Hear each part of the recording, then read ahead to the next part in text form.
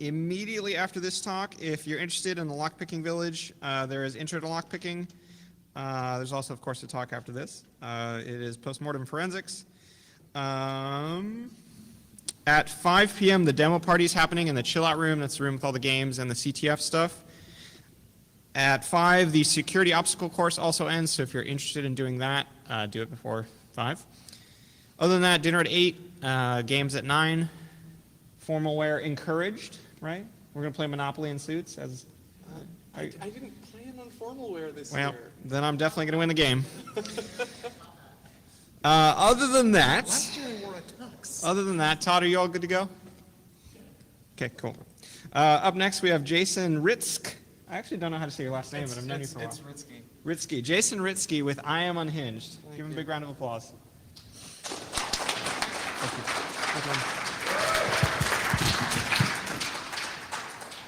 Shut up, HB.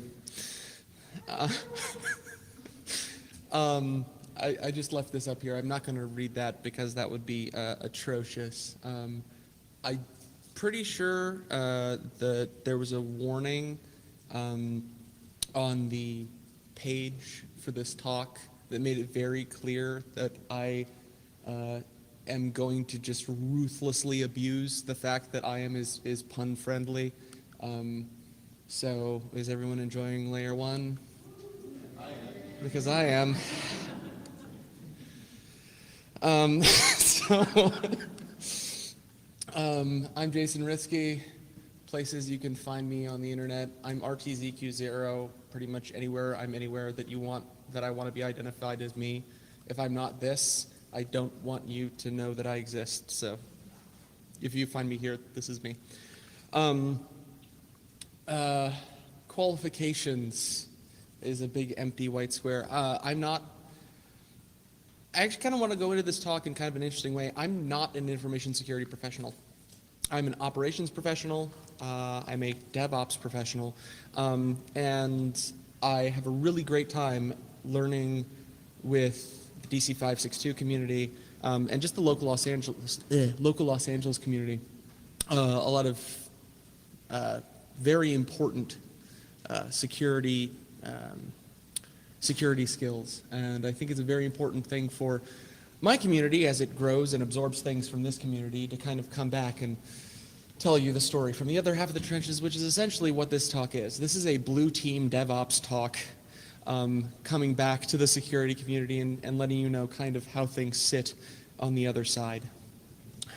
Like I said, I hang out with DC562. We're over there in the CTF room and over there, and there's some of us over here. Kind of a South Bay, Los Angeles area DEF CON group. I work for these people. They do consulting work mostly up in the Bay Area. We do some stuff down here. This is my obligatory shill slide. We're going to be talking about IAM just a little bit in brief. Just quick from people, who here uses AWS like on the regular? Like a few people, like 25%. Who's used anything that's not EC2 and S3? A few people, okay. So we'll be going over IAM just in kind of a basic level. This is not going to be an IAM deep dive.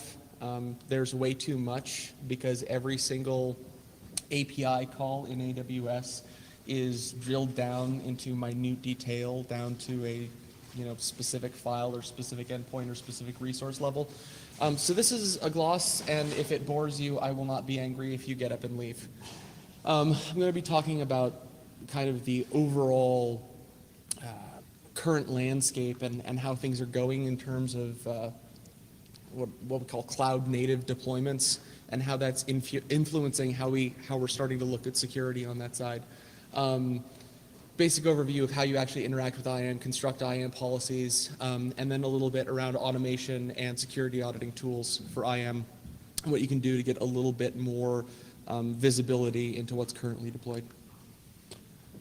I'm not going to talk about most of the tools in AWS except to very briefly talk about, this does this, this does this. That's why you should care in an architectural sense. I'm not going to talk about EC2 security because that's primarily Linux security with a dash of network firewall from the Xen hypervisor layer. and anything OS or app specific.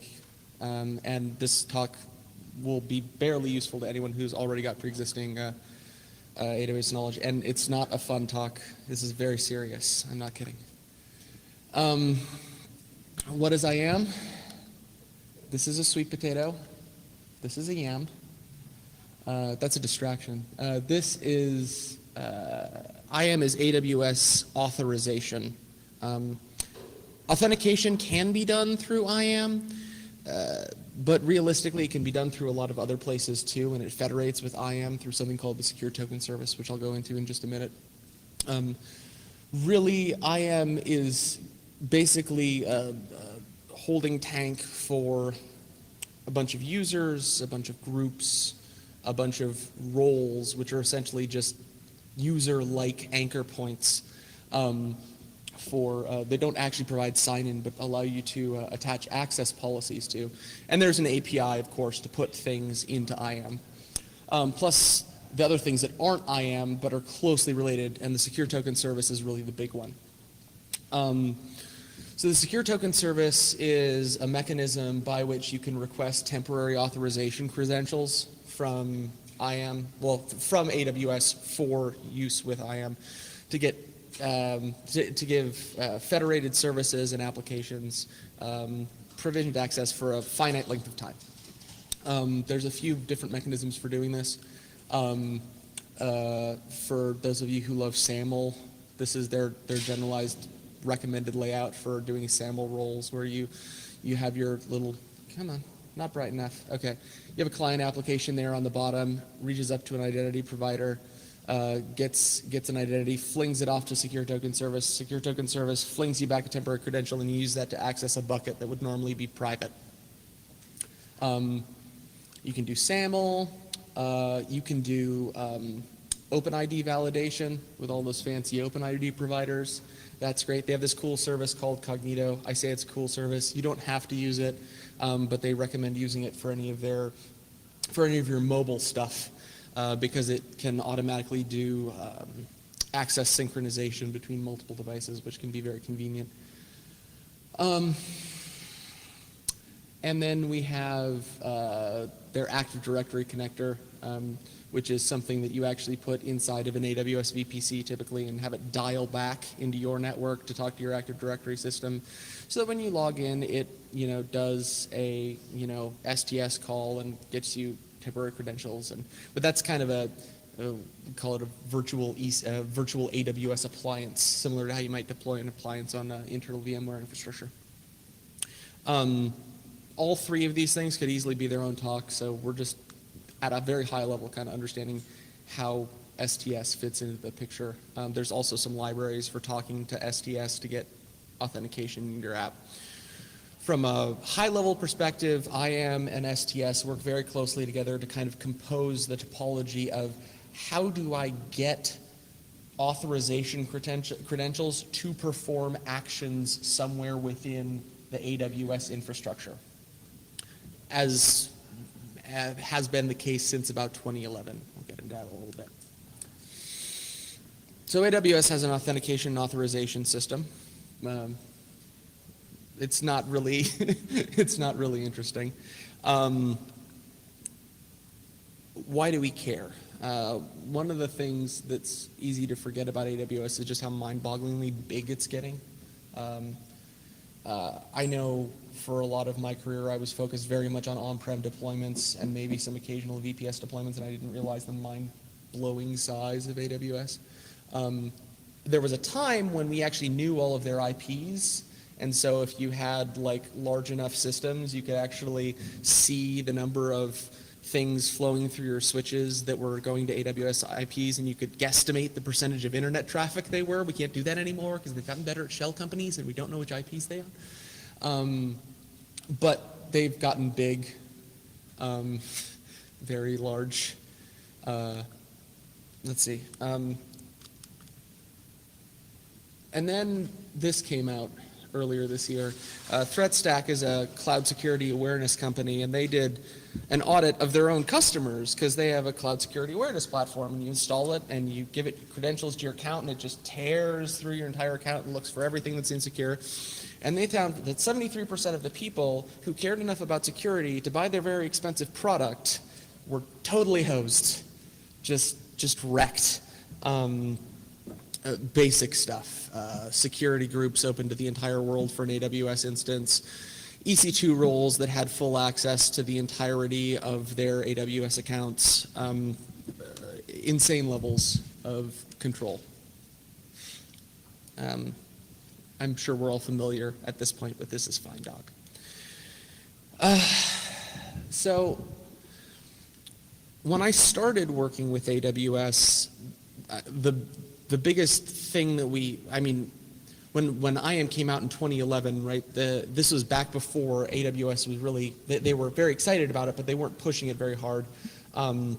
They have in the past couple of years started doing this thing where when you create a new account, they actually give you these big red angry boxes that yell at you until you turn on IAM and multi-factor authentication and stop using your root account to do everything, which is a good step because from like 2011 to 2014, every time I worked with a client, I was having to make them do that because people aren't taking that step.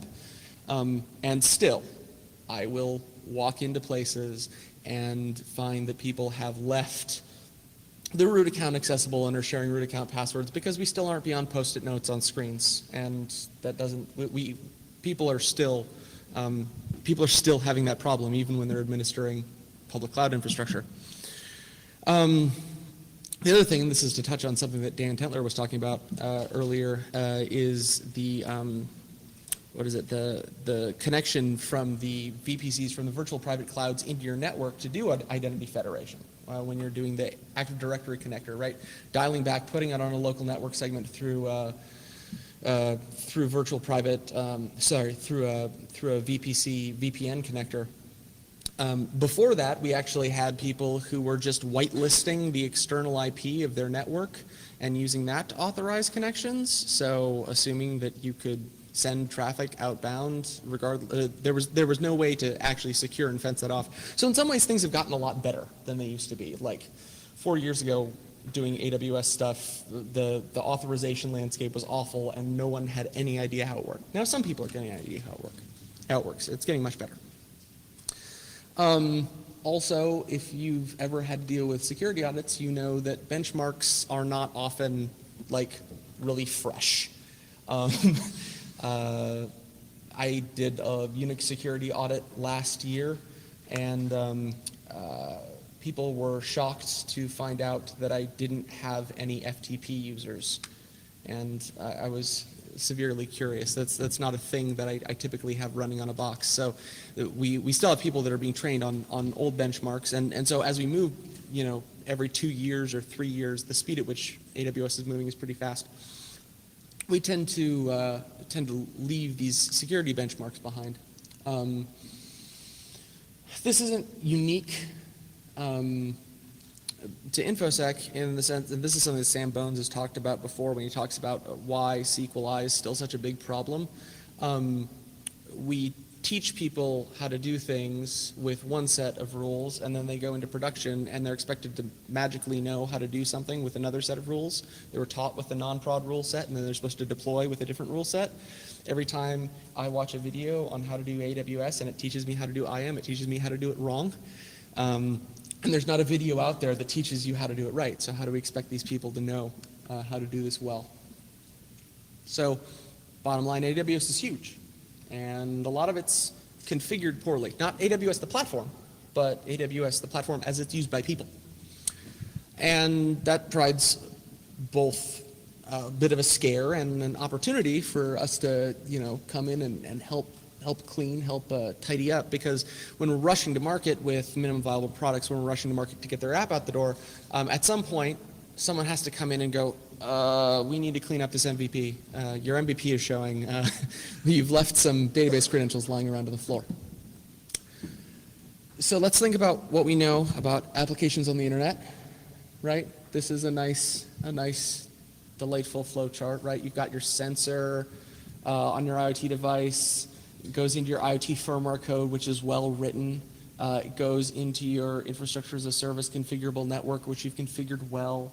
That pushes into your API, which you've written well, which goes into your server, which goes onto your platform APIs, and then goes into your database, which is all hosted on your platform. And all of this is clean, and you've written it well. We know that the flowchart is actually much more like this, right?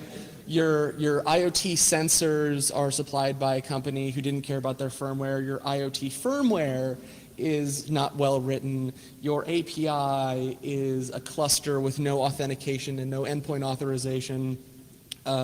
Your server is well configured. No, it's not. Your network has ACLs that are insufficiently granular. And your database is, I can insert rows here, I can insert rows here, I can delete things, because we had to get the IoT thing out the door. If we're under the illusion that the embedded software is somehow magically worse than the back-end software, I think that's silly. It's just as bad. Oh, I'm getting there.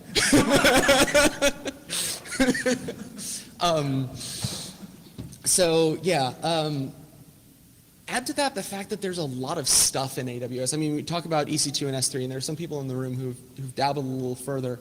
This is, as of like 2 days ago, this is the list of services that you get when you pop into the console. There's a lot of stuff here, and a lot of it's the platform as a service stuff, right? The other stuff's pretty well defined, but when you get into stuff like data pipeline, or Elastic Container Service, or Elastic File System, or simple queue service, or simple notification service, you've got entire queue and database platforms that are managed for you. And so the security questions of how is this configured, unless you're actually auditing AWS, kind of drop by the wayside. And so what you're concerned about is how is the user configured their segment of it. And the answer is typically pretty not well. But there's a lot of services here, and they kind of are going into the cloud native model, right? How things are starting to be built. We're starting to see a whole, if you look at the Google, I should have gotten the Google Trends for cloud native, because over the last year. Cloud native, hot new buzzword for building stuff using all of those platform as a service tools that aren't EC2, because that way scalability is delivered to you for free and you don't have to worry about the configuration. We kind of need to talk about all the platform as a service stuff real quick. So this is the typical curve that we're used to dealing with on-prem security worries, right? The API is, what? I can't make this any bigger, actually.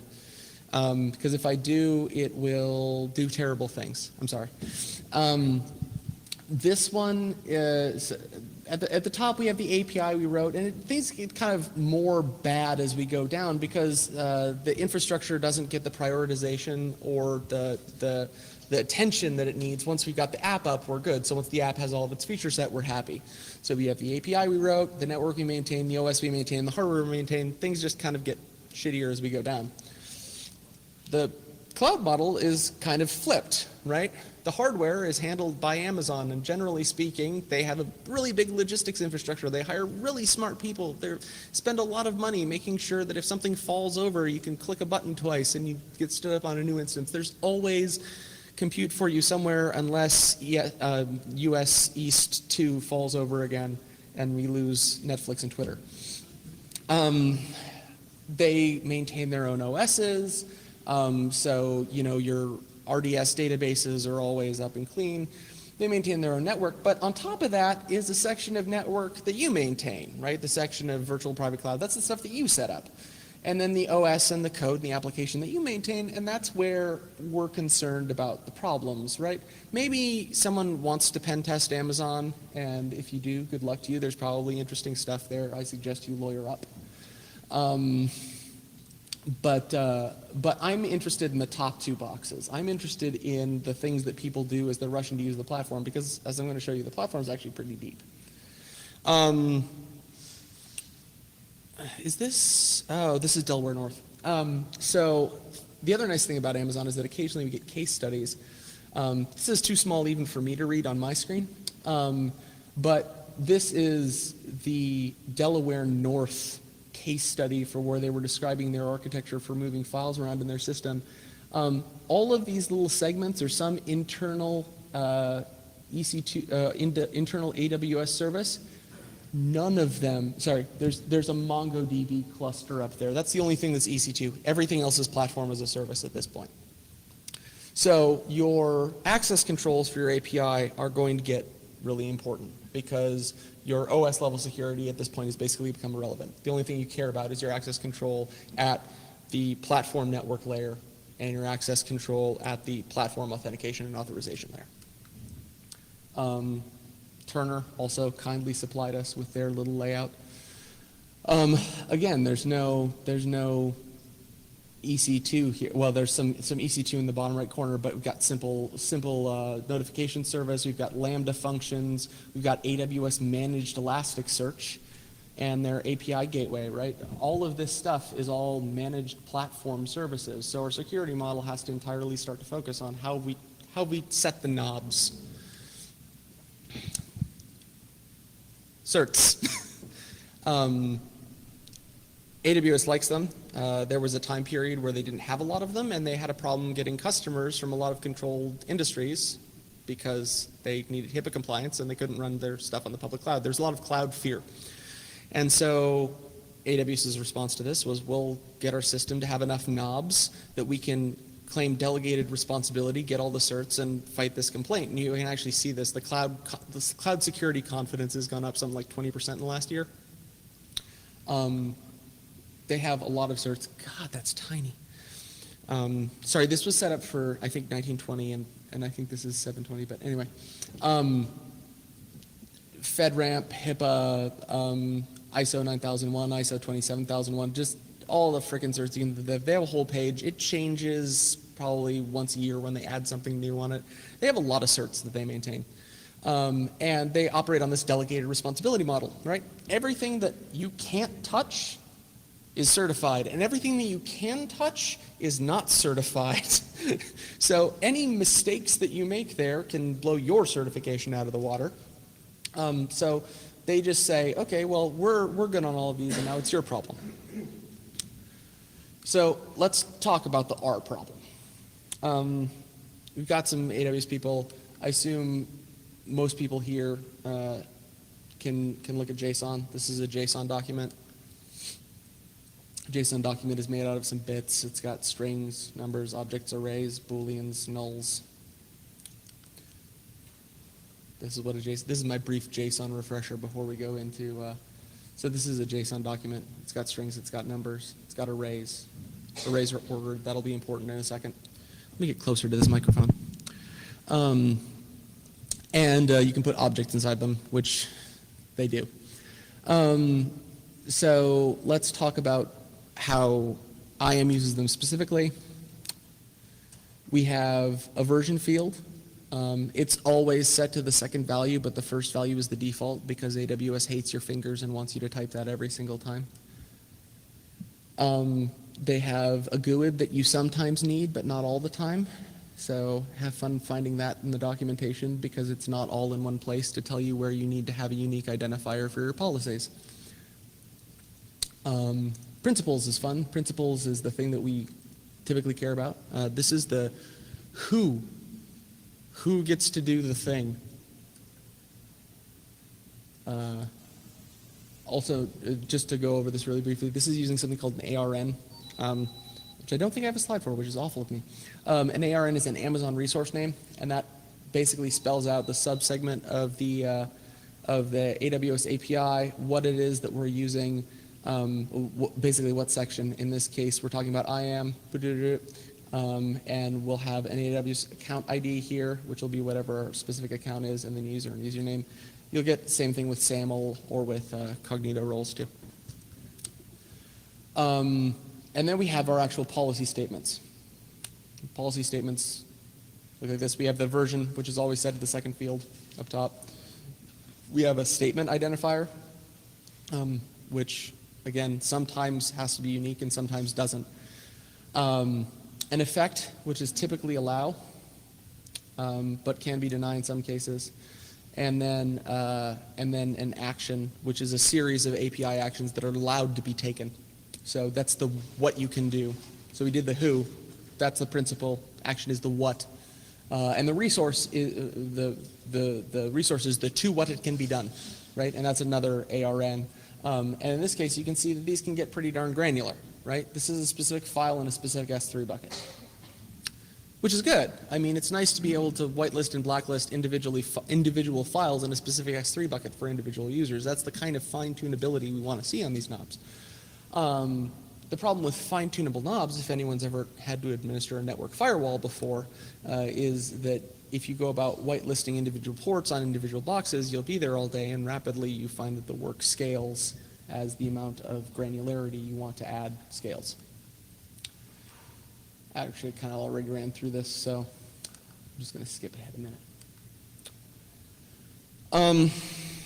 Writing all those things by hand would be awful for the reasons I just described. You can sit there and you can write, you know, S3 policy documents, and you can use the AWS CLI to fax those policy documents up to AWS, or you can go into the console and you can click a button and you can paste the policy documents in, and it'll be like, okay, that's a good policy document.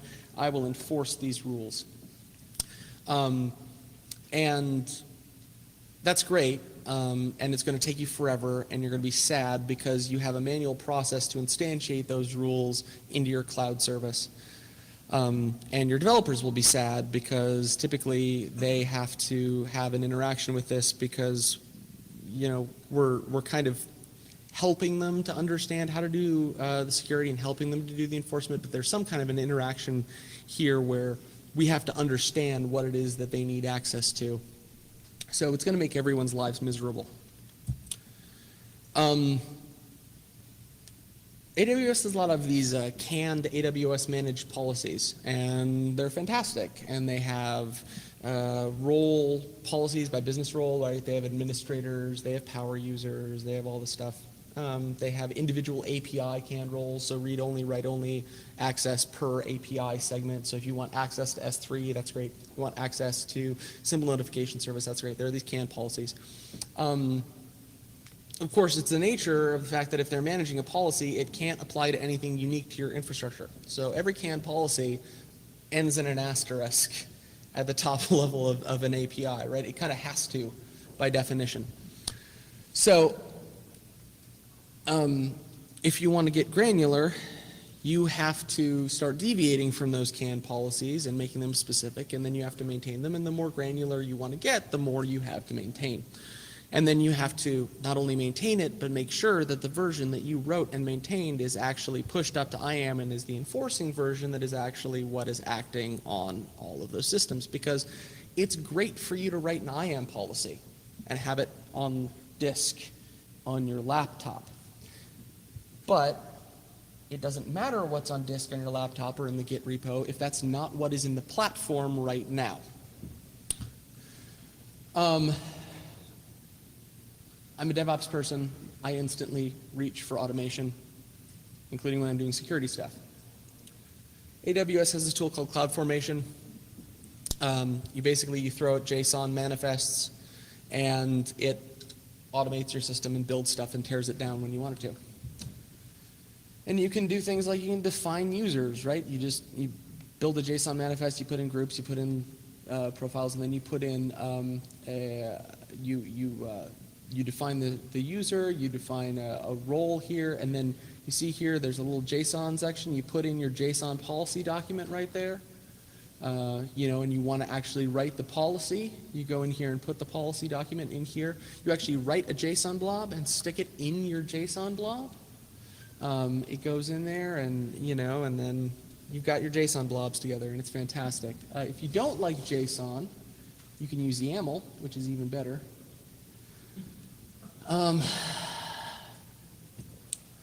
So YAML CloudFormation documents, I don't like YAML. And here's why. I find this impossible to read because, let's see. I removed that slide. There are 63 different ways to have a multi-line string in YAML, which I find to be a little challenging to read. But YAML basically delineates the same thing as JSON. It tells you there's a role and it has some properties and it's got a policy statement in here, and that's what's important, that allows you access to a service. In this case, this is a full root access policy. So this is a root role that gives access to everything. Don't use this one, write a better one. But you throw that up into CloudFormation, it will instantiate that as part of a stack for you. Let's see, okay. The problem is that this is vendor-specific platform code.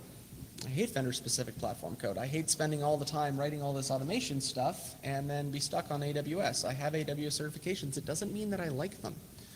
So I would rather do something else.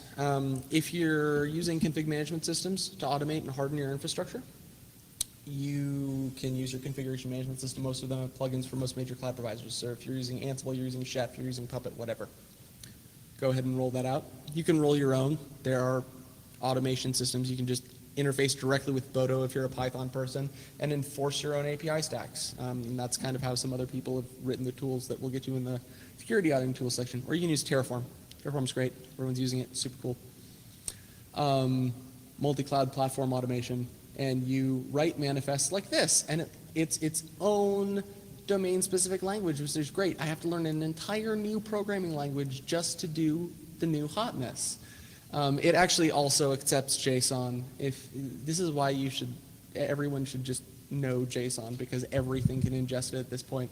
And like OSSec and OSQuery both spit out JSON manifests if you want to look at the output of your system. So if you can just look at the JSON output and read it, it's kind of nice. But anyway, you can write your policy statement, and you'll notice here there are some variables. You can actually do programmatic insertion inside Terraform. The best part is, if you learn Terraform, you can take those lessons that you've learned and move them over to Google Cloud, or move them over to Azure, or move them to OpenStack. It doesn't care. So you're using the same knowledge you have about hardening cloud platforms and applying it in multiple locations. And here's the security person part. I can write Terraform stuff and automate my platform and push out my roles and tell all of my people that I know exactly what's out there. But I don't actually know exactly what's out there. I know what I put out there. I know what I myself ran, but if someone else has access or someone did something and didn't tear it down and left the company, I don't actually know what's active on my stack. This is a state creation tool and state enforcement tool of a set of state that I want to be present, but it doesn't remove things that I don't want to be present. And that's when we get into auditing tools. Auditing tools, every security person's favorite tools. Scout 2, who knows NCC Group? They're good people. They're good people. I like them. I like Scout 2. I think it's way better than the other alternative that I'm going to show you. The only unfortunate part is that it's AWS only. It's great. It can give you these nice big breakdowns of like all the ports that are accessible within your system and which ones are way too large and where your security groups are too big. And it can show you all of your access keys here. It'll tell you, oh, you have a user with 2 AWS access keys available. Why does he have 2 active access keys? That makes no sense. And he doesn't have multi-factor turned on. What's up with this dude? We need to fix this. And then there's Security Monkey. Security Monkey is a Netflix tool, and it's written by, it runs on both AWS and Google Cloud. It's a little glossier, and it does most of the same things, but personally I find it to be, I think the NCC group has a little more experience in this area, and they've written a tool that better fits the needs of someone who's actually trying to find things rapidly that are wrong within their infrastructure. But Security Monkey's all right. It does most of the same stuff. It's a little complicated to use, and it's clearly coming from a Netflix kind of we know best kind of mindset, which they often do, but it's still irritating. So you should look at both of those. I realize this is a very high-level gloss, and I wanted to give there plenty of time for questions at the end, because I think there are going to be a lot, because I tried to cover a lot of area at a high level. So yeah, question time. Okay, I'm going to start from front to back, so I'll get you in a minute. Okay, I apologize for getting here just a little bit late, but it looked like you were going over a lot of the standard identity provider, service provider kind of web SSO stuff. And if I could be excused getting on a soapbox, anybody who uses that as a basis for their security has decided that it's more important to be web-based than to be secure. If you're on AWS, you've already decided that. Like that's pretty much, you don't have any other options on AWS. And then you can Kerberize it, for instance, which was the next thing I was going to say, was that you're denying yourself the opportunity to solve a problem that was solved in the east. I don't disagree with you that that is a much more secure approach to the problem. The reality that I am faced with is that I can walk into a company and tell them, you can use Kerberos on all your private instances, or you can use a fantastic magic box that auto-scales your database for pennies on the dollar. They don't care.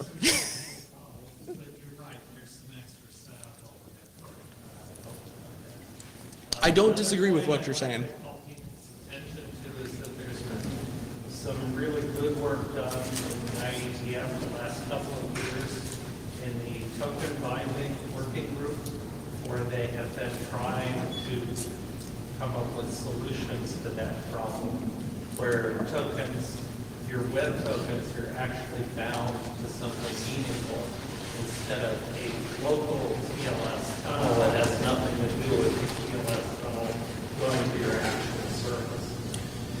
And so I want to draw a distinction here. Like, there are lots of really good talks at this conference and other conferences that address what is best. You know, as Conan would say, what is good in life. I understand that there is what is good in life.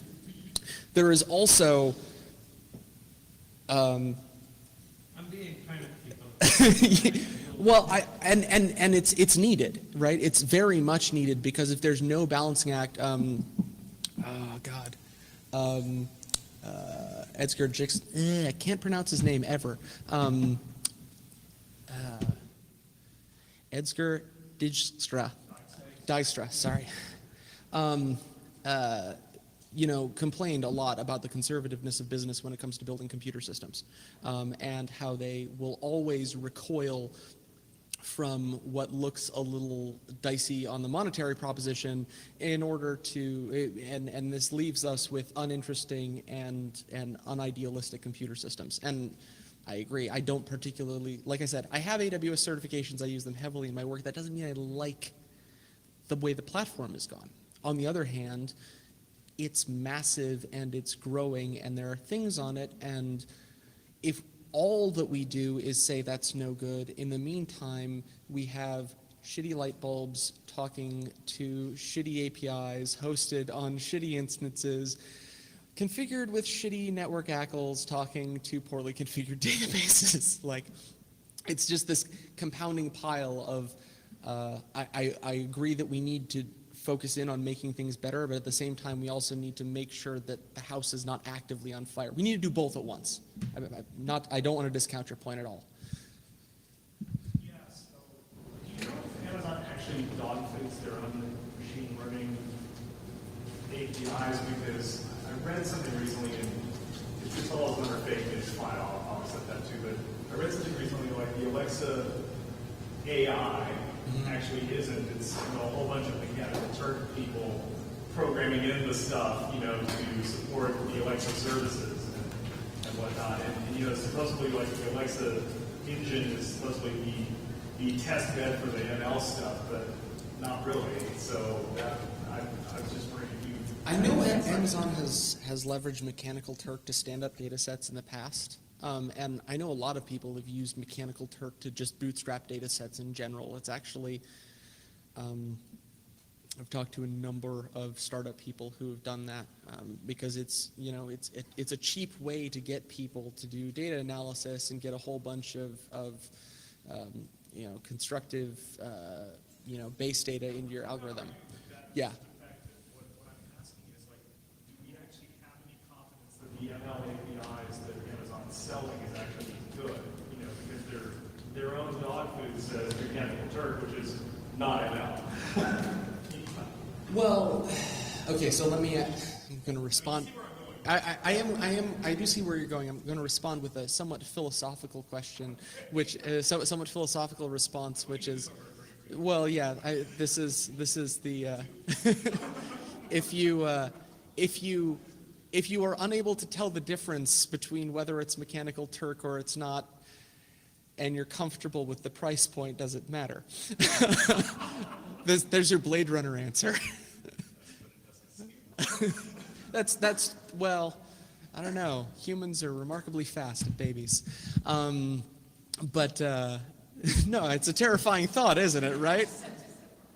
No, it doesn't scale the same way. But then again, as far as figuring that out, I don't know. It's really hard to get data out of Amazon. They're really tight-lipped about any of that stuff, and they shut down leaks pretty quick. So. Yeah, it just seems like the ML APIs that they're selling at best are actually not dog fooded internally, and they're using anybody who's using the ML APIs as the guinea pigs to Why would you dog food an algorithm internally when you can get people to pay you for the privilege of dog fooding an algorithm? I mean, I'm not saying it's ineffective. I just don't. I wouldn't be surprised. I mean, I wouldn't be shocked. I don't think that that's a. It's just that I lived through a version of that with some Apple APIs in the past, and those APIs didn't live very long. So that's all. Yeah. It's all good. Anybody else? I'm up here for a little bit longer. I can get off this stage? Okay. Great. Fantastic.